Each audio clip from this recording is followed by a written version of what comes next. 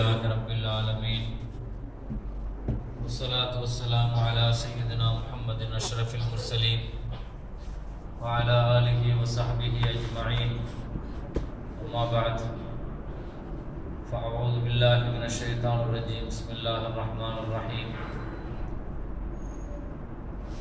ومن يفعل ذلك يلقى أثاما يضاعف له العذاب يوم القيامة ويخلد فيه مهانا صدق الله مولانا العظيم قال النبي صلى الله عليه وسلم الإسلام يهدم ما كان قبله صدق الله العظيم صدق رسوله الكريم எல்லா புகழும் அல்லாஹ் ஒருவனுக்கே உரித்தாகட்டுமாக. சலாத்தும் சலாமும் ஹாத்தமுல் அம்பியாயி முஹம்மது ரசூலுல்லாஹி ஸல்லல்லாஹு அலைஹி வஸல்லம் அவர்களின் மீதும் அவர்களின் அன்பும் ஷஃபாஅத்தும் பாக்கியம் நிறைந்த உம்மத்தார்கள் அனைவர்கள் மீதும் உண்டாகட்டுமாக. எல்லாம் வல்ல ரப்புல் ஆலமீன் புனிதமிக்க ரமலானுடைய காலங்களில் நம்மை பொருந்திக் கொள்வானாக. அவனது மேலான அருளுக்கும் அன்பிற்கும் மஃபிரத்திற்கும் உரியவர்களாக அல்லாஹ் நம்மை எல்லாம் ஏற்றுக்கொள்வானாக. நாம் செய்கிற சிறிய பெரிய அமல்களை அல்லாஹு தஆலா நம்மிடத்திலிருந்து கபூல் செய்து நிறைவான நன்மையை சொர்க்கத்தை நாளை நபிகள் நாயகம் ஸல்லல்லாஹு அலைஹி வஸல்லத்துடன் இருக்கிற நசீபை அல்லாஹ் நமக்கு வழங்கி அருள் புரிவானாக. பாவத்தை விட்டும் பாவத்தின் தொடர்பை விட்டும் சிறிய பெரிய மனித இறைவன் என்று எல்லோருக்கும் செய்த பாவங்களை விட்டும் அல்லாஹ் நமக்கு பாதுகாப்பானாக. அடியார்கள் ரப்பு எல்லா பாவத்தை விட்டும் அல்லாஹ் பாதுகாப்பானாக. கண்ணியமிக்க முஃமினீன்களே, அல்லாஹ்வுடைய அடியார்களே, இன்று ஓதப்பட்ட சூரத்துல் ஃபுர்கான் என்ற சூறாவில் நல்லடியார்களுடைய அடையாளங்களை பற்றி அல்லாஹ் தஆலா தொடர்ந்து பேசி வருகிறான். அல்லாஹ் தொடர்ந்து நல்லடியார்களுக்கான அடையாளங்களை வசனங்களாக தொடர்ந்து இறக்கிக் கொண்டே வந்தான். அல்லாஹ்வினுடைய அடியார்கள் பூமியில் நடந்தால் பணிவாக நடப்பார்கள், தேவையில்லாதவர்களோடு தர்க்கம் செய்ய மாட்டார்கள், இரவு நேரங்களில் தஹஜ்ஜத் தொழுவார்கள், நரகத்தை விட்டும் பாதுகாப்பு கேட்பார்கள், செலவு செய்வதில் வீண் விரயமோ கஞ்சத்தனமோ இல்லாமல் நடுத்தரமாக செலவு செய்வார்கள். இப்படி அல்லாஹு தஆலாவுடைய அடியார்களுடைய குணங்கள், அடியார்கள்ட்ட இருக்க வேண்டிய அவன் நேசிக்கிற பண்புகளை பற்றி அல்லாஹ் சொல்லிக்கொண்டே வந்தான். என் அடியார்கள் இப்படித்தான் இருப்பார்கள். அந்த வரிசையில் அல்லாஹு தஆலா சொன்னான், இணை வைக்க மாட்டார்கள், வலா யக்துலூன், கொலை செய்ய மாட்டார்கள், விபச்சாரம், இணை வைப்பு, கொலை, விபச்சாரம், இதிலிருந்து அவர்கள் விலகி வாழ்வார்கள் என்று சொல்லிட்டு அல்லாஹ் சொன்னான், இந்த மூன்று குற்றங்களை எவர் செய்வாரோ அவர் உலகத்திலேயும் பாவத்தை சந்திப்பார், நாளை மறுமையிலேயும் பெரிய அதாபையும் வேதனையும் சந்திப்பார் என்று அல்லாஹ் தஆலா சொன்னார். இந்த வசனம் இறங்கியவுடன் நபிகள் நாயகம் ஸல்லல்லாஹு அலைஹி வஸல்லம் அவர்களை சந்திக்க அபிசீனிய நீக்ரோ அடிமை வஹ்ஷி என்பவர் வருகிறார். இந்த வசனம் இறங்கி கொண்டிருந்த காலகட்டம். அல்லாஹ் தன் அடியார்களை பத்தி வரிசையா சொல்லிட்டே வரும்போது அடியார்களுடைய 5 குணத்தை அல்லாஹ் சொன்னான். நல்ல ஞாபகத்தில் வைக்க வேண்டிய விஷயம், பூமியில பணிவாக நடப்பார்கள், தேவையில்லாதவர்களோடு தர்க்கத்தில் ஈடுபட மாட்டாங்க, தஹஜ்ஜத் தொழுகுவாங்க, நரகத்தை விட்டு அதிகமா பாதுகாப்பு தேடுவாங்க, செலவு செய்யும் போது கஞ்சத்தனமோ வீண் விரயமோ இல்லாமல் நடுத்தரமா செலவு செய்வாங்க. இந்த 5 குணத்தை சொல்லிட்டு 3 குணம் அவங்கள்ட்ட இருக்கவே இருக்காது என்று அல்லாஹ் சொன்னான். 1 இணை வைப்பு, 2 கொலை, 3வது விபச்சாரம். இந்த 3லிருந்து விலகி வாழ்வார்கள் என்று அல்லாஹ் தஆலா இந்த வசனம் இறக்கி, ஒருவேளை இந்த 3 தவறுகளை யார் செய்வாரோ அவர் கேவலத்தையும் அல்லாஹ்வினுடைய தண்டனையை அவர் அனுபவிப்பார் அப்படிங்கிற வசனம் இறங்குச்சு.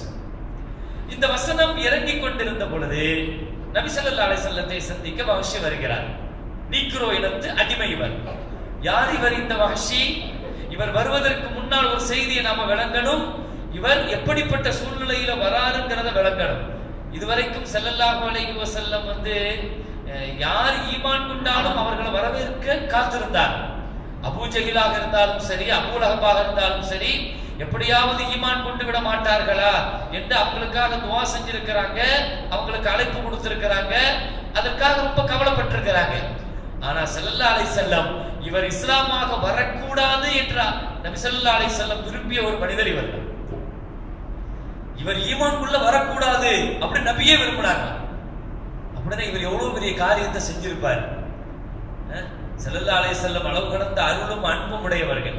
நபி ஸல்லல்லாஹு அலைஹி வஸல்லம் மாதிரி இந்த உம்மத்து மேல, அது முஸ்லிமோ காஃபிரோ, எல்லோர் மேலையும் ரஹ்மத் ஸல்லல்லாஹு அலைஹி வஸல்லம் மாதிரி உலகத்துல யாரும் வைக்க முடியாது.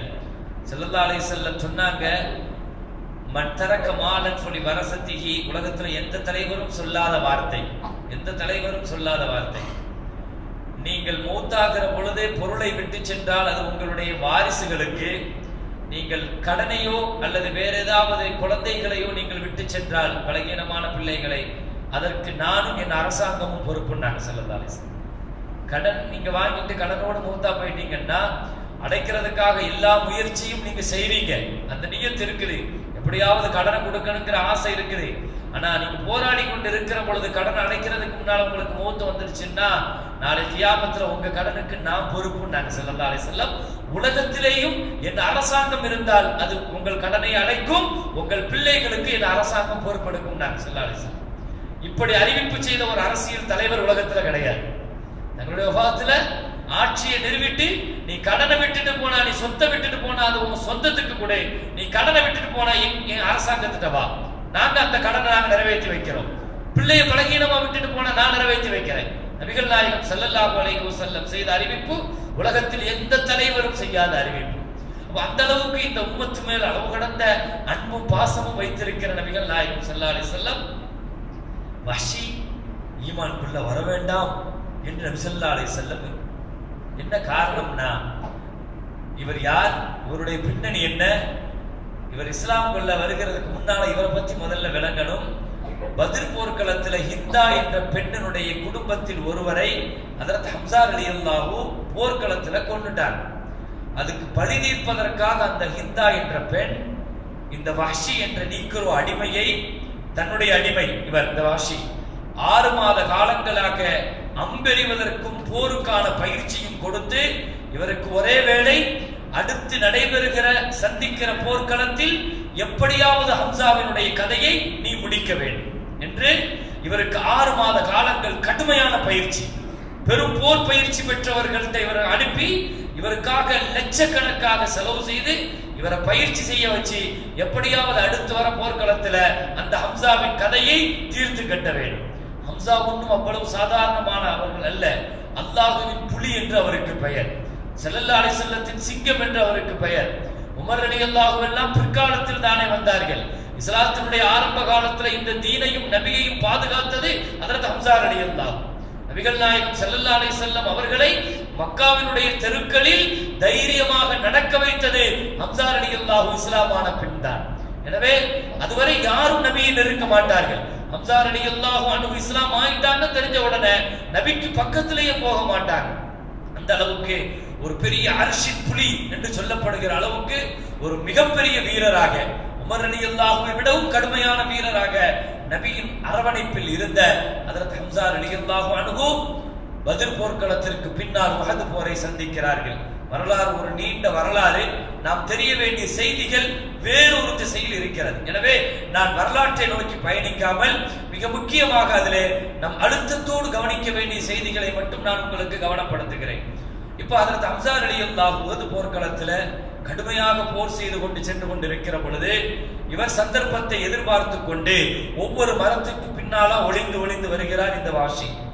ஹம்ஸா ரலியல்லாஹுவை பொறுத்தவரையில் நேருக்கு நேர், நெஞ்சுக்கு நேராக நின்று அந்த வீரரோடு போர் புரிகிற திராணியும் சக்தியும் யோக்கியதையும் யாருக்கும் கிடையாது.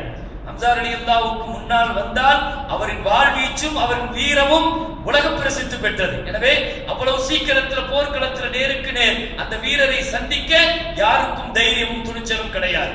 எனவே 6 மாத காலங்கள் அவருக்கு பயிற்சி என்ன தெரியுமா, மறைந்திருந்து திடீர்னு அட்டாக் பண்ணணும் ஹம்ஸா ரலியல்லாஹுவை. அப்படி இருந்தால் மட்டும்தான் சாத்தியம் என்பதை தெரிந்து கொண்ட ஒரு வகையான பயிற்சி பெற்றிருந்த வஹ்ஷி தன்னுடைய நீக்ரோ அடிமை எப்படி இருப்பார்கள், நீக்ரோ அந்த கருப்பினத்து அந்த வாட்டர் சாட்டமான உடல் கொண்ட அந்த வஹ்ஷி கடுமையான போர் பயிற்சிக்கு பின்னால் முன்னேறி சென்று கொண்டிருக்கிற ஹம்ஸா ரலியல்லாஹுவை பின்னோக்கி ஒவ்வொரு மரத்திற்கு பின்னால் ஒளிந்து ஒளிந்து செல்கிறார்.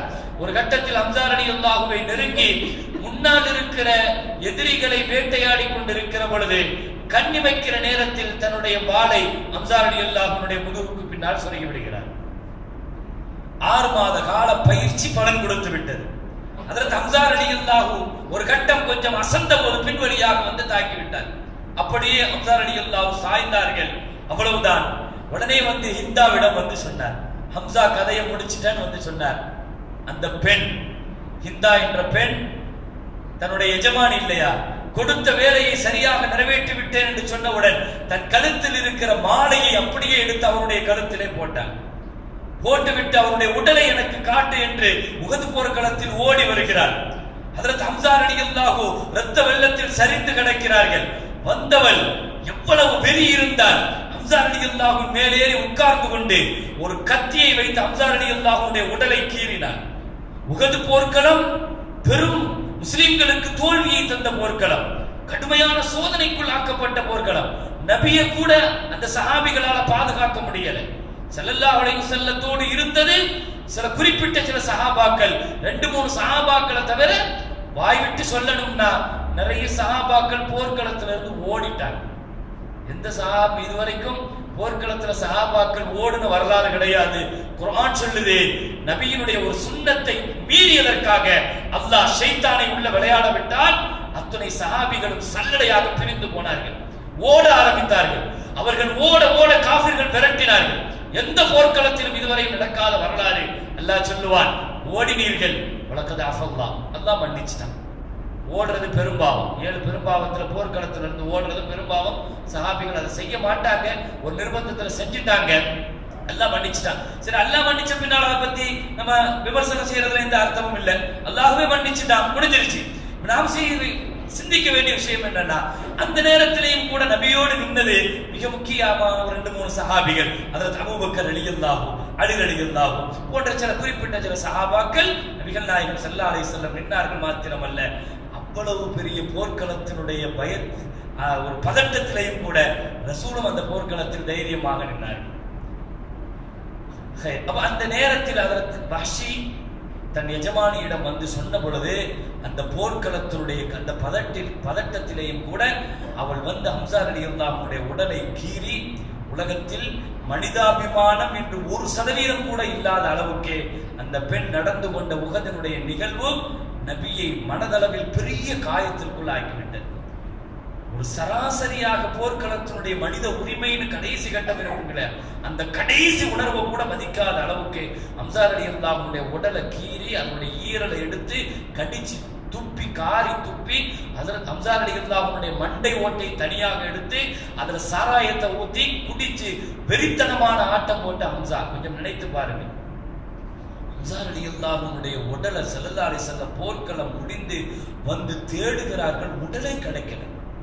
ஹம்ஸா ரலியல்லாஹுடைய உடலுடைய ஒவ்வொரு பகுதி, காது ஒரு பக்கம், மூக்கு ஒரு பக்கம், தலை ஒரு பக்கம், ஈரல் ஒரு பக்கம், ஒவ்வொன்றும் அங்காங்கே சதறி சின்ன பின்னமாய் போய் கிடக்கிறது. வெறியாட்டம் போட்டு இருக்கிறார். இந்த ஸல்லல்லாஹு அலைஹி வஸல்லம் பார்த்துட்டு இதுவரைக்கும் எந்த போர்ல இப்படி அழுது துடிச்சதில்லை. ஸல்லல்லாஹு அலைஹி வஸல்லம் தன்னுடைய சச்சாவை இவ்வளவு, நான் அன்னைக்கு ரசூலுக்கு இருந்த ஒரே ஆறுதல் அவர்கள் தான், ஹஜ்ரத் ஹம்ஸா ரலியல்லாஹு தான். வாப்பா, பெரிய வாப்பா. ஸல்லல்லாஹு அலைஹி வஸல்லம் சொன்னார்கள், விட மாட்டேன். ஹம்ஸாவை தொட்டவர்கள் ஒவ்வொருவர்களுக்கு பகரமாக நான் 20 பேர்களை பழிவாங்க வேண்டாம். ஸல்லல்லாஹு அலைஹி வஸல்லம் நபிட்ட இருந்து இப்படி ஒரு வார்த்தை இதுவரைக்கும் வாழ்நாளில் எப்பவுமே வந்தது. நான் பழி வாங்க வேண்டாம், என் ஹம்ஸாவினுடைய உடல் மீது யாரெல்லாம் கை வைத்தார்களோ எவனையும் விட மாட்டேன். ஸல்லல்லாஹு அலைஹி வஸல்லம் நான் ஒவ்வொருவருக்கும் 20 பேர்களை பழி வாங்குவேன். உடனே அல்லாஹ் ஆயத்தை இறக்கினான். என்ன நபியே சொல்றீங்க நீங்க, என்ன வார்த்தை பேசுறீங்க? தண்டிக்கணும் முடிவு பண்ணிட்டீங்கன்னா அவங்க தண்டிச்ச மாதிரி ஒரு உயிர் தான் எடுக்கணும், 20 பேரை எப்படி எடுப்பீங்க? அந்த இடத்துல கூட அல்லாஹ் ரசூலுக்கு அல்லாஹ் தஆலா சொன்னார், நீங்க பலிக்கு பலி வாங்கணும்னா ஒரு உயிரை வாங்கிக்கங்க, ஹம்ஸாவுக்கு பதிலாக 20 உயிரை வாங்குறதுக்கு சொல்லிட்டு அல்லாஹ் சொன்னான். ஆனாலும் உலகின் சபர்த்தும், நீங்க பொறுமையா இருந்துட்டீங்கன்னா அதுக்கு உண்டான கூலி கிடைக்கும். உலாத்தவசன் உலாத்தக்கும், நீங்க ஒன்றும் கவலைப்படாதீங்க நபி, அல்லாஹ் ஆறுதல் சொன்னான். அல்லாஹ் அந்த போர்க்களத்துல நபி அவ்வளவு கண்ணீர் வடித்து உடல் கூட கிடைக்காமல் அப்படியே பொறுக்கி அள்ளி ஹம்ஸா ரலியல்லாஹுடைய உடலை மொத்தமா வச்சு கட்டி ஸல்லல்லாஹு அலைஹி வஸல்லம் சொன்னாங்க, உலகத்தில் கியாமத் வரைக்கும் எத்தனை பேர் இந்த தீனுக்காக உயிர் துறந்தாலும் உயிர் கொடுத்தாலும் அத்துணை போராளிகளுக்கும் என் ஹம்ஸா தான் தலைவர். ஸல்லல்லாஹு அலைஹி வஸல்லம் சய்யிது ஷுஹதா, ஷுஹதாக்களின் தலைவர் என் ஹம்ஸா தான். ஸல்லல்லாஹு அலைஹி வஸல்லம் இனி கியாமத் வரைக்கும் வரக்கூடிய இந்த தீனுடைய போராளிகள் ஹஜ்ரத் ஹம்சாவினுடைய மரணத்தை முன்மாதிரியாக எடுக்க வேண்டும் என்று சொல்லி நபிகள் நாயகம் ஸல்லல்லாஹு அலைஹி வஸல்லம் 70 உடல்களை ஓரிடத்தில் அடக்கம் பண்ணாங்க. எல்லா சஹாபிகளை ஹம்சா ரலியல்லாஹு மட்டும் தனியா ஒரு இடத்துல அடக்கம் பண்ணாங்க. இன்னைக்கும் உஹதுல நீங்க போய் பார்க்கலாம். உஹதுல ஹம்சா ரலியல்லாஹுடைய கபர் மட்டும் தனியாக இருக்கும். உஹதுல எல்லா சஹாபிகளுடைய கபரும் வேற இடத்துல இருக்கும். என்ன உஹதுங்கிறதுல மேல மேல அடுக்கினாங்க ஸல்லல்லாஹு அலைஹி வஸல்லம். அடுத்தடுத்த உடல் ஒரே கபர்ல 10 உடல் 15 உடல் இப்படி வச்சு அடுக்கினாங்க. ஆனா ஹம்சா ரலியல்லாஹுடைய உடலை மட்டும் தனியாக அடக்கம் செய்து சையது ஷுஹதான்னாங்க. இந்த அளவுக்கு ஹஜ்ரத் ஹம்சா ரலியல்லாஹுவை கொலை செய்ய காரணமான அந்த வஹ்ஷி தான் இப்பொழுது வருகிறார். அந்த வஹ்ஷி எந்த காலத்திலேயும் தன் கண் முன்னால் வரவே கூடாது என்று நபி ஸல்லல்லாஹு அலைஹி வஸல்லம் நினைச்சாங்க. எந்த காலத்திலேயும் வஹ்ஷிய வாழ்நாள்ல நான் பார்த்திடவே கூடாதுன்னு சொல்லி ரசூலுல்லாஹ் அல்லாஹ்விடம் துஆ செஞ்சாங்க. நான் யாரை பார்த்தாலும் வஹ்ஷியை மட்டும் என் கண்ணுல காட்டிடாத என்று நபி சொன்ன அளவுக்கு அவ்வளவு நபியினுடைய வெறுப்பையும் வேதனையும் பெற்றிருந்த அந்த வஹ்ஷி ஸல்லல்லாஹு அலைஹி வஸல்லத்தை சந்திக்க வருகிற தருணம் தான் இந்த ஆயத்தினுடைய பின்னணி. வந்தார் ஸல்லல்லாஹு அலைஹி வஸல்லம் அவரை பார்த்தவுடன் முகத்தை கூட பார்க்கலையா, அப்படியே கீழே குனிஞ்சிருந்தாங்க. அவரா வந்தார். எல்லா சஹாபாக்களும் அப்படியே அவரை சூழ்ந்தார்கள், சுற்றினார்கள். அவர் வந்தார், வந்து ரசூலுக்கு பக்கத்தில் உட்கார்ந்தார். நான் முஸ்லீம் ஆகணும் அப்படின்னாரு. ஸல்லல்லாஹு அலைஹி வஸல்லம் அவர் முகத்தை கூட பார்க்கல, நான் முஸ்லீம் ஆகணும் அப்படின்னார். ஸல்லல்லாஹு அலைஹி வஸல்லம் விருப்பமே இல்லாமல், இதுவரைக்கும் யாருக்கும் ரசூல் அப்படி செஞ்சதில்லை, விருப்பமே இல்லாம கையை நீட்டுங்க களிமா சொல்லித்தரேன் அப்படின்னாங்க. அவர் கையை நீட்டினார். இஸ்லாம் ஆகணும்னா ரசூல்கிட்ட வந்து பையத்து வாங்கணும். பையத்து முதல்ல களிமா சொல்லி கொடுத்து இப்படி இப்படி நடந்துக்கணும் சொல்லி பையத்து வாங்கணும். அவர் கையை நீட்டினார். ஸல்லல்லாஹு அலைஹி வஸல்லம் அவர் கைக்கு மேல் முகத்தை பார்க்காம கைக்கு மேல கை வச்சு களிமா சொல்லி கொடுக்கறதுக்காக கையை பிடிக்கும் போது கையை அப்படி உள்ள மடக்கினார். நபிக்கு முன்னால நபி கையை பிடிக்க போறாங்க, அவர் கையை மடக்கிட்டார். ஸல்லல்லாஹு அலைஹி வஸல்லம் பேசாம இருக்கிறாங்க. அவர் சொன்னார், எனக்கு இஸ்லாம் ஆகணும்னு ஆசைதான், ஆனா குர்ஆன்ல ஒரு வசனம் சமீபத்தில் இறங்கியதாக நான் கேள்விப்பட்டேன். யார் உமையதும் அல்லாஹ், நான் இப்படி ஓதி காட்டிய இந்த வசனம், அது இணை வைக்கிறாங்களோ, கொலை செஞ்சாங்களோ, விபச்சாரம் செஞ்சாங்களோ பெரிய தண்டனையும் கேவலத்தையும் அனுபவிப்பார் அப்படின்னு ஒரு வசனம் கடைசியாக இறங்கி இருக்கிறது. கடைசியாக இறங்கின வசனமே அதுதான். நான் இந்த 3ஐயும் செஞ்சிருக்கிறேன். நான் இணை வச்சிருக்கிறேன், கொலை செஞ்சிருக்கிறேன், விபச்சாரம் செஞ்சிருக்கிறேன். இந்த 3 பாவத்தையும் நான் செஞ்சுட்டு தான் உங்கள்கிட்ட களிமா சொல்ல வந்திருக்கிறேன். இந்த நிலையில் நான் களிமா சொன்னால் உங்களுடைய மார்க்கத்தை தீனை ஏற்றுக்கொள்றதுனால எனக்கு என்ன பிரயோஜனம்? நான் தண்டனையும் கேவலத்தையும் தானே அனுபவிப்பேன் என்று சொன்ன பொழுது நபி ஸல்லல்லாஹு அலைஹி வஸல்லம் நீங்க போயிட்டு நாளைக்கு வாங்கன்ட்டாங்க. முகத்தை பார்க்காம போயிட்டு நாளைக்கு வாங்க அப்படின்னு சொன்ன உடனே அல்லாஹ்க்கு துஆ செஞ்சாங்க. ரப்பே, என்னதான் இருந்தாலும் ஈமான் கொள்ளணும் வந்துட்டாரு, அந்த வாசல் வரை வந்தவரை நான் வலுக்கட்டாயமாக திரும்ப அனுப்பியிருக்கிறேன், இதற்கு நீதான் ஒரு முடிவு சொல்லணும்னு அல்லாஹ்ட்ட துஆ செஞ்சாங்க. அல்லாஹ் தஆலா ஒரு ஆயத்தை இறக்கி வச்சான். அதுவும் இந்த ஆயத்தை தொடர்ந்து வர இன்று ஓதப்பட்ட வசனத்தினுடைய அடுத்த ஆயத்து. என்ன ஆயத்து? அவர் வந்தார் மறுநாள். அல்லாஹ் தஆலா உங்க விஷயமாக ஒரு ஆயத்தை இறக்கி இருக்கிறான். இத்தனை பாவங்களை செய்தாலும் இல்லா மன் தாப வ ஆமன வ அமில சாலிஹா, திருந்தி ஈமான் கொண்டு நல்லமல் செய்தால் அல்லாஹ் அனைத்து பாவத்தையும் அழித்து மன்னித்து விடுவான் அப்படின்னு சொல்லிட்டான். அப்படின்ன உடனே கையை நீட்டினார். ஸல்லல்லாஹு அலைஹி வஸல்லம் களிமா சொல்றதுக்காக கையை பிடிக்க முனைப்பட்ட பொழுது மீண்டும் கையை மடக்கினார். ஸல்லல்லாஹு அலைஹி வஸல்லம் என்னன்னு கேட்டாங்க. அவர் சொன்னார், இந்த ஆயத்தும் எனக்கு ஈமான் கொள்ள தடுக்கிறது அப்படின்னார். என்னன்னு கேட்டாங்க.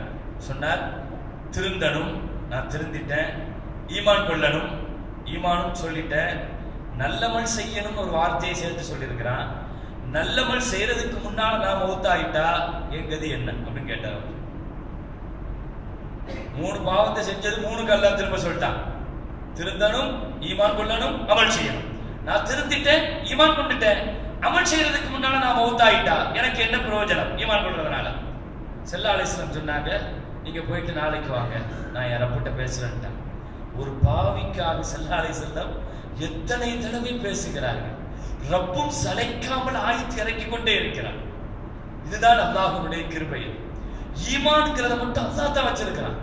எங்க இருந்து யாரை ஈமான் கொண்டு வருவாங்க யாருக்கும் தெரியாது. கண்ணியமிக்க முஃமினீன்களே, அந்த ஹிந்தாவும் முஸ்லீமானார், அந்த ஹிந்தாவுக்கும் கலிமா சொல்லி கொடுத்தார்கள்.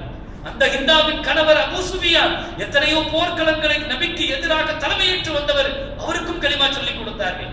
அந்த அபூ ஜஹிலுடைய மகன் இக்ரிமா வந்தார், அவருக்கும் கலிமா சொல்லிக் கொடுத்தார்கள். ஸல்லல்லாஹு அலைஹி வஸல்லம் இக்ரிமா வரும்போது ஒரு வார்த்தை சொன்னாங்க, அபூ ஜஹில் மகன் வந்து முஸ்லீமாக வராரு, இனிமே தயவு செய்து அவர் காதுபட அபூ ஜஹிலை பத்தி தப்பா பேசாதீங்கன்னாங்க ஸல்லல்லாஹு அலைஹி வஸல்லம். ஏன்னா அவர் தந்தைங்கிற முறையில் அவர் வருத்தப்படுவார், என் எதிரியாக இருக்கலாம், இந்த தீனுக்கு எதிரியாக இருக்கலாம், அவர் மகன் முஸ்லீம் ஆயிட்டாரு, அவர் காதுபட அபூ ஜஹிலை பத்தி தவறாக பேச வேண்டாம், அவர் வருத்தப்படலாம் என்று நபி தடை செய்து வைத்திருந்தார்கள். இப்ப போனவர் வஹ்ஷி திரும்ப மறுநாள் வந்தார். அல்லாஹ் ஒரு ஆயத்தை இறக்கினான்.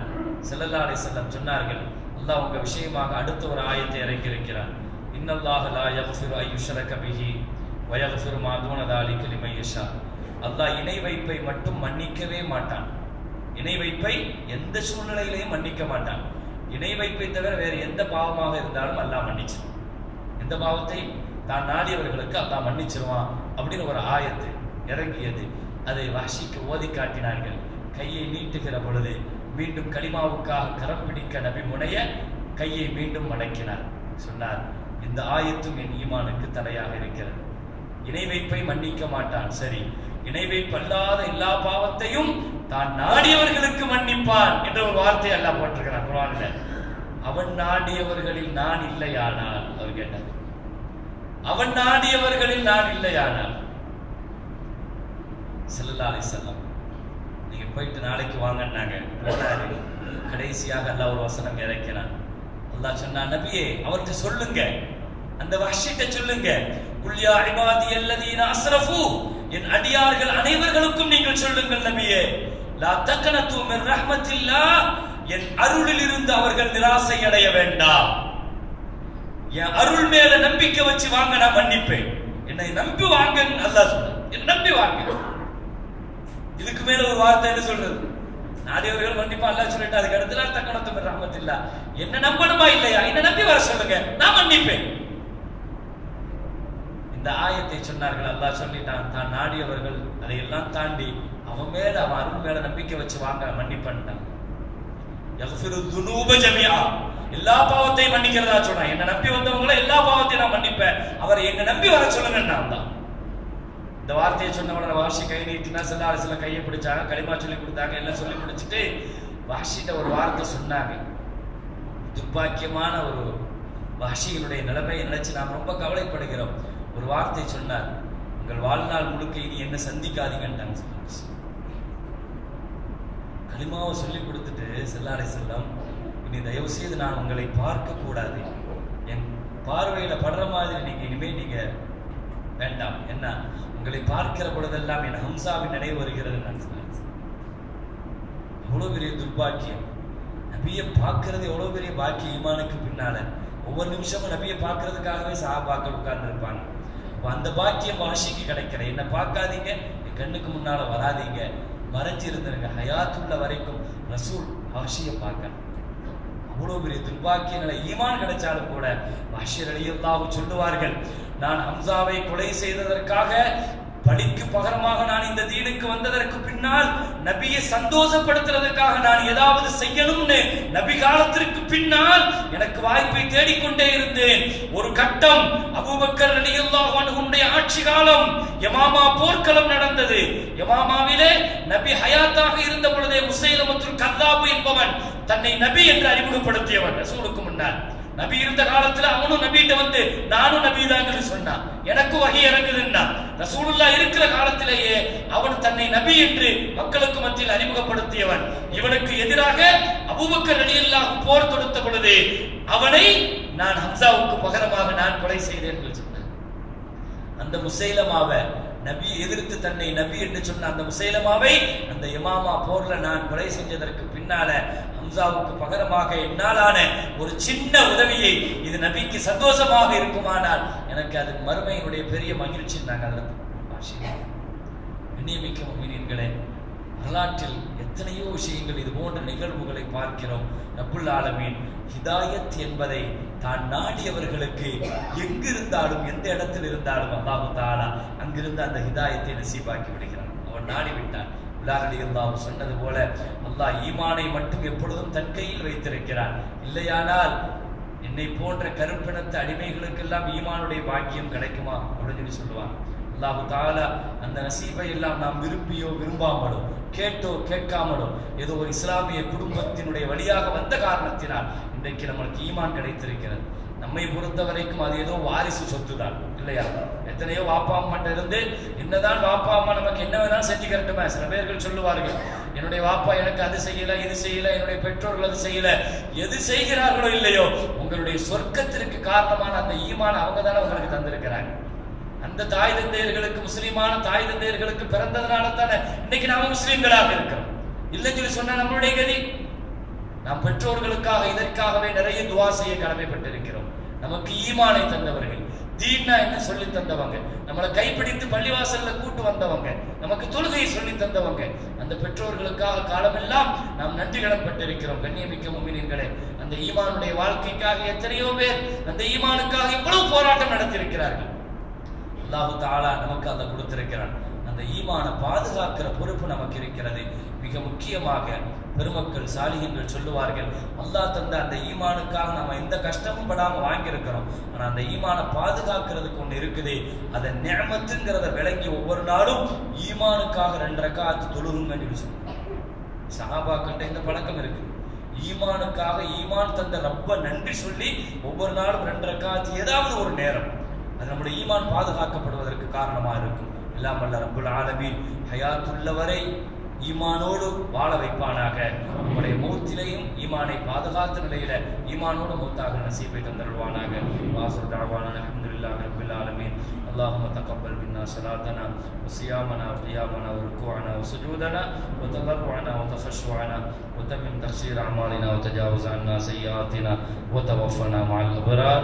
صلى الله وسلم على سيدنا محمد واله وصحبه اجمعين والحمد لله رب العالمين. صلى الله على محمد صلى الله عليه وسلم. صلى الله على محمد صلى الله عليه وسلم. صلى الله على محمد يا رب.